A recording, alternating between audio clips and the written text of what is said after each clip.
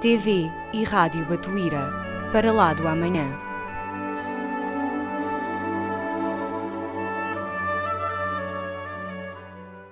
Doutora Marlene, seja muito bem-vinda à TV e Rádio Batuíra Portugal e queremos agradecer-lhe por ter acedido a estar hoje connosco.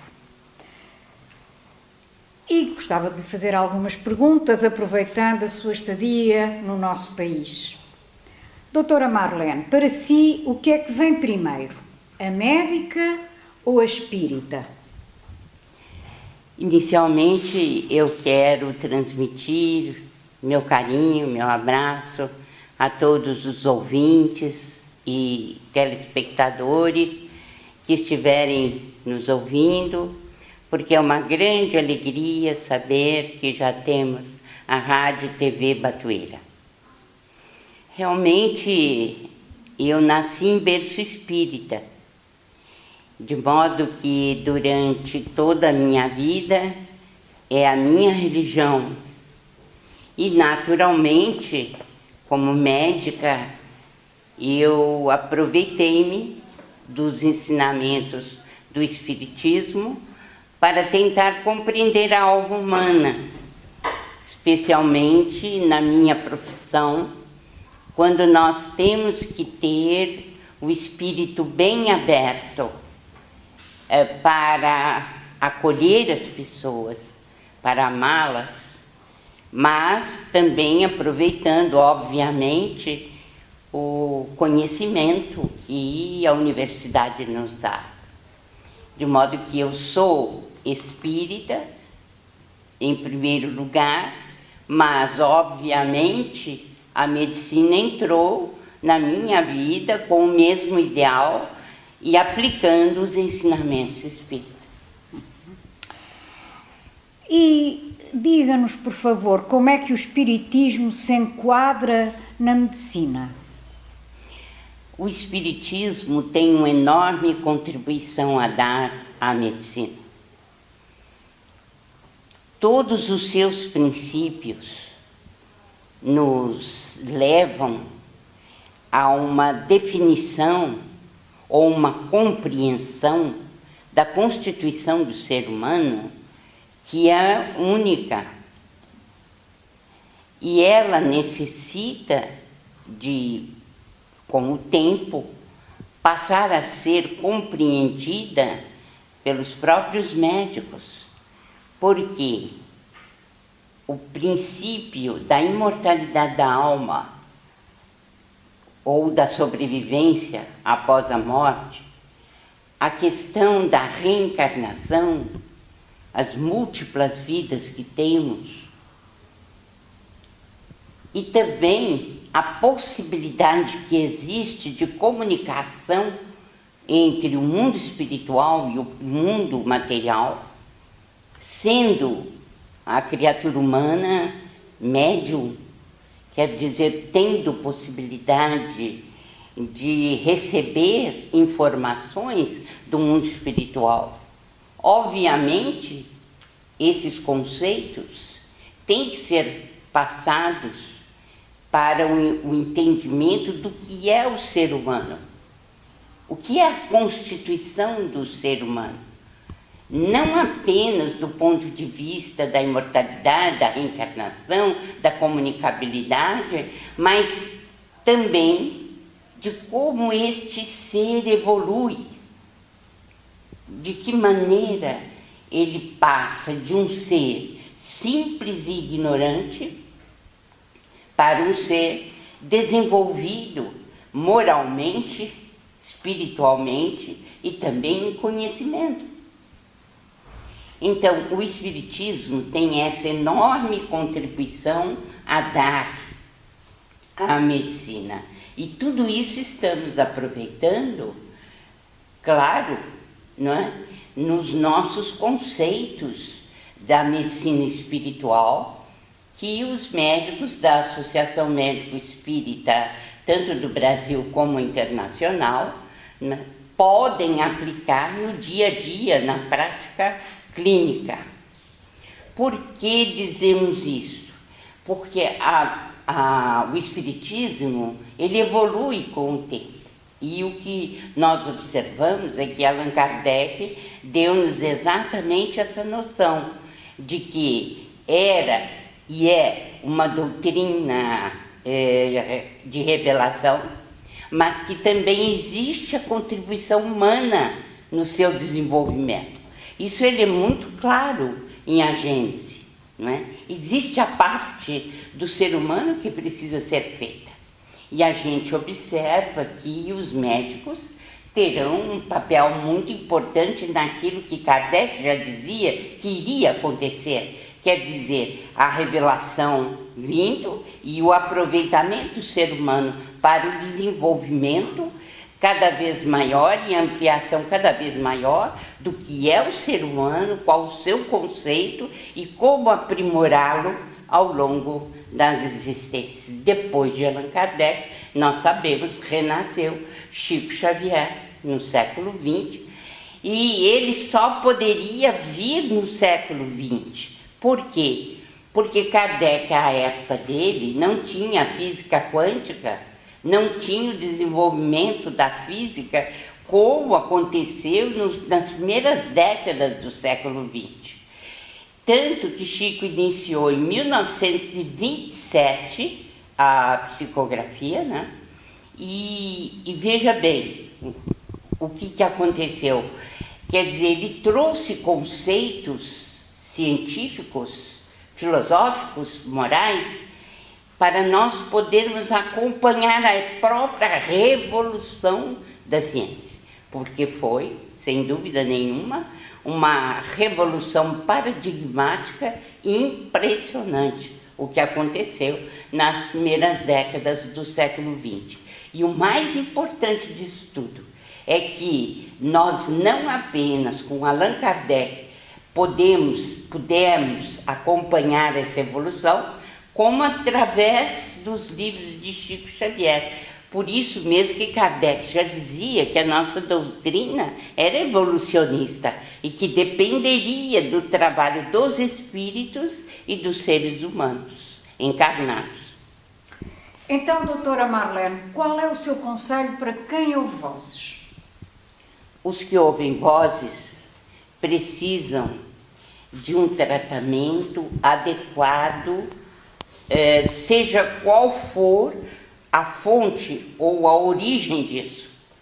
Então, se ele está diante de um quadro alucinatório que a esquizofrenia traz e que muitas vezes vem exatamente por visões e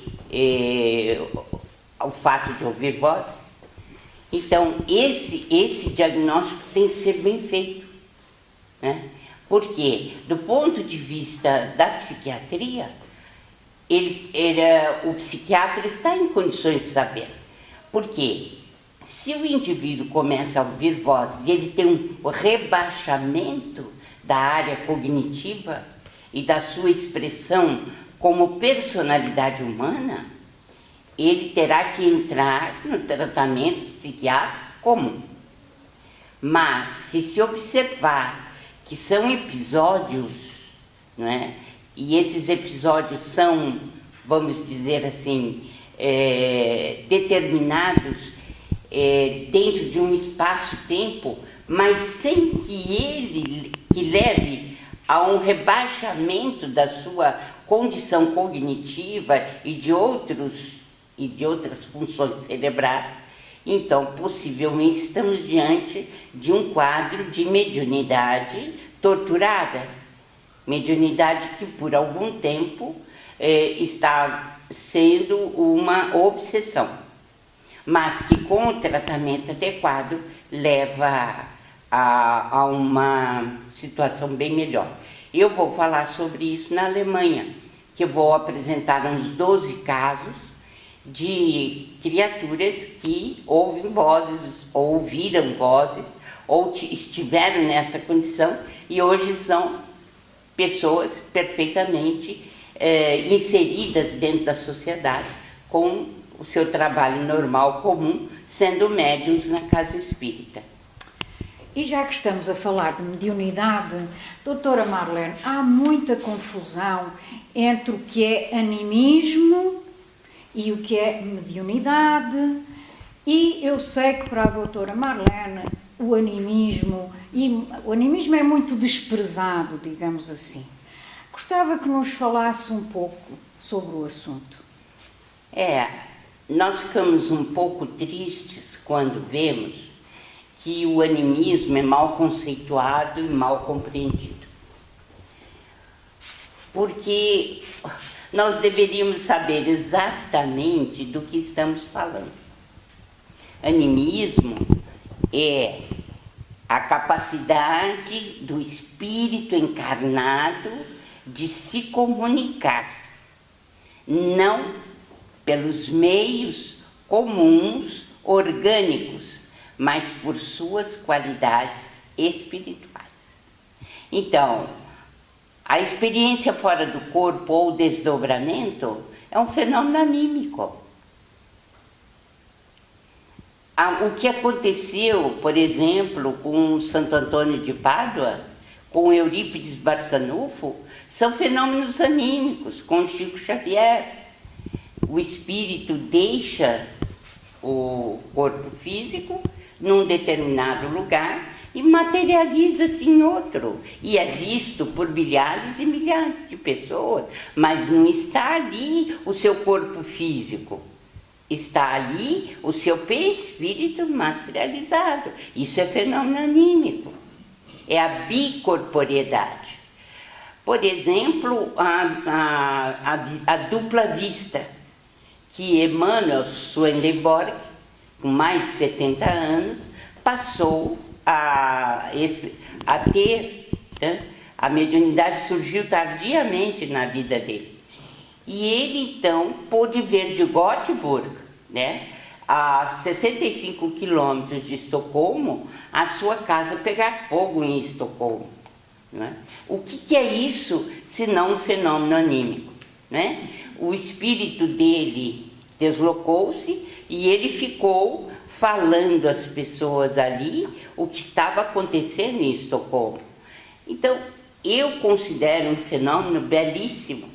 Né? A própria materialização de espíritos é um fenômeno anímico-espirítico, porque é o médium quem fornece todo o ectoplasma que o espírito necessita para corporificar-se. A telepatia é um fenômeno anímico e há casos de pessoas que dão passes com um certo desdobramento, porque aprenderam a exteriorizar os seus centros de força. E eles nem percebem direito, mas estão num estado alterado de consciência. O que a maioria das pessoas se refere é algo assim: o quanto existe da parte do médium em uma comunicação. Mas isso não é conceito de animismo. Não é conceito de animismo. O conceito de Aksakov, o conceito de Bosano é a comunicação do espírito encarnado, como se fosse um desencarnado. Não é? Então, por que essa confusão? E por que tanto escarcéu? Né? Por um fenômeno que eu considero belíssimo. Chico Xavier apareceu num avião materializado e conversou com um médico, nosso colega, que vinha de Salvador, Brasil, para São Paulo, num voo comum de avião, e desapareceu no ar. Então, que fenômeno mais bonito que isso? E é do próprio espírito. Ele não está sendo intermediário de espírito nenhum, como é a concepção de mediunidade. É a possibilidade que você tem de receber informações dos espíritos, né? Mas no caso não, é o seu próprio espírito que está se comunicando, e é uma prova da existência do espírito também, como Bosano e Aksakov e Gelei também, Gustavo Gelei, que trabalharam muito nesse sentido. Eu acho que falta muito conhecimento ainda e, sabe, menos perturbações para o nosso movimento, para compreendermos melhor o que é o animismo. Gostava então que nos falasse sobre a importância da prece no processo de cura de um doente. Uma das contribuições mais importantes do Espiritismo é trazer-nos as terapias complementares. Essas terapias complementares são o passe, a prece, por exemplo, o diálogo terapêutico nas sessões de desobsessão e assim por diante.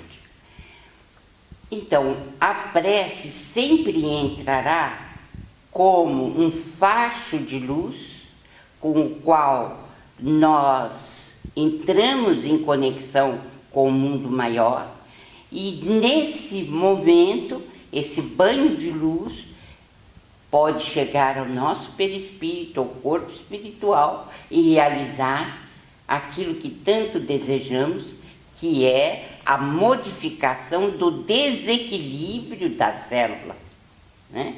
Aliás, André Luiz explica muito bem em Mecanismos da Mediunidade e Evolução em Dois Mundos, 2 livros dedicados à parte científica. Ele diz que quando nós entramos em conexão com essa força e a fé que nós temos carreia essa força para o perispírito, assim é possível modificar um corpo enfermo, porque nós, através do Espiritismo, também aprendemos que o corpo orgânico está doente porque o perispírito está doente. Então você precisa substituir as células malsãs por células sãs. E esse banho de luz que você recebe através da prece pode modificar o estado de desequilíbrio, o estado enfermiço em que você está. E é sempre uma bênção a prece. Nós poderíamos aqui ficar uma tarde inteira falando de casos extraordinários obtidos através de uma simples prece. Então, acredito que é uma excelente terapêutica e que nós todos deveríamos usá-la, né, no dia a dia de nossas vidas. E agora sim, mesmo para terminar, um comentário sobre as 9ª Jornadas Portuguesas de Medicina e Espiritualidade que tiveram lugar há poucos dias. Nós ficamos imensamente felizes com o nosso doutor Luiz Portela, que nos deu a conferência magna, a conferência de abertura das nossas 9ª jornadas, já que o seu livro, todo ele, não é, está perfeitamente de acordo com tudo aquilo que nós estudamos e pregamos e divulgamos dentro da medicina espiritual. Então ficamos muito felizes por ele ter aceito esse nosso convite. E também com a receptividade do público para todos os assuntos que foram levados, né? E desde o nosso Haroldo Dutra, lembrando as curas de Jesus, o nosso Décio, o nosso Roberto Lúcio, a nossa Irvene, enfim, todos os oradores de Portugal, que as oradoras se saíram otimamente, a Paula, né, a Gláucia, a Cristina, todas elas nos apresentaram excelentes temas. Nós só podemos agradecer a Deus essa oportunidade de falarmos com o grande público de Portugal, a quem amamos tanto, né? Porque é uma bênção para nós trocarmos ideias, não é? Fazermos com que essa amizade esteja sempre presente em nossas vidas e trocando conceitos. Muitas vezes as pessoas até nem espíritas são, mas vêm porque têm simpatia pelo espiritismo. Então, nós acreditamos que é uma excelente oportunidade para trocarmos ideias de uma maneira clara, não é? Sem subterfúgios e sem preconceitos, porque, infelizmente, os preconceitos nos levam a diminuir o passo na direção do progresso, porque estamos enrodilhados, muitas vezes, em preconceitos e nos esquecemos de que os fatos são os fatos e que a ciência é feita de fatos. Temos apresentado, felizmente, pesquisas, temas, teses da nossa medicina espiritual, e as jornadas são uma excelente oportunidade para trocarmos ideias com o público que está sempre disposto a receber as nossas participações, notificações e apresentarmos nossos temas. Fiquei muito feliz com as 9ª jornadas. Muito obrigada, doutora Marlene, e até à próxima. Até a próxima, se Deus quiser.